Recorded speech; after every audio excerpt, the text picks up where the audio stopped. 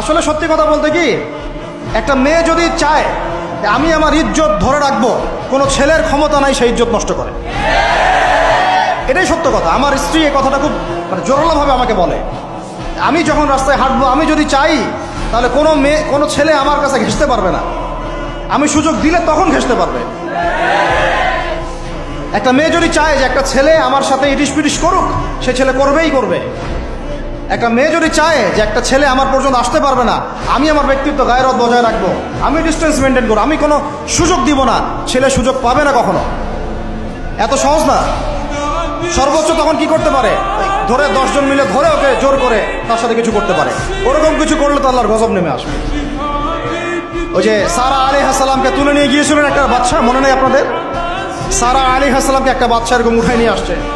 আর সারা আলাইহিস সালাম সবচেয়ে সুন্দরী মেয়েদের একজন ছিলেন পৃথিবীর ইতিহাসে, ইব্রাহিম আলাইহিস সালামের স্ত্রী। তখন তিনি হাত বাড়াচ্ছে তার দিকে ধরার জন্যে, আর সারা আলাইহিস সালাম তখন বলছে দাঁড়ান, আমাকে 2 রাকাত নামাজ পড়তে দেন। 2 রাকাত নামাজ পড়ে তিনি আল্লাহর কাছে হাত তুলে বলেন, আল্লাহ তুমি জানো আমি আমার সতীত্ব, আমার ইজ্জত, আমার সম্মান আমার স্বামী ছাড়া আর কারোর সামনে কখনো প্রদর্শন করি না।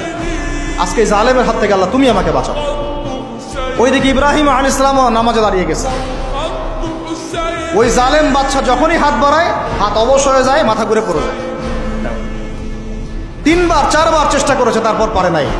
শেষে বলেছে তোমরা আমার কাছে কাকে নিয়ে আসছো, নিয়ে যাও এটা আমার সামনে থেকে। পরে উল্টা হাজারা আলাইহিস সালামকে হাদিয়া সহ দিয়ে পাঠিয়ে দিয়েছে। একটা মেয়ে চাইলে তার ইজ্জত সম্মান এভাবে রক্ষা করতে পারে। তোমরা জেনায় ছেলেরা লিপ্ত করেছে কারণ তোমরা চেয়েছো বলেই করতে পারছো।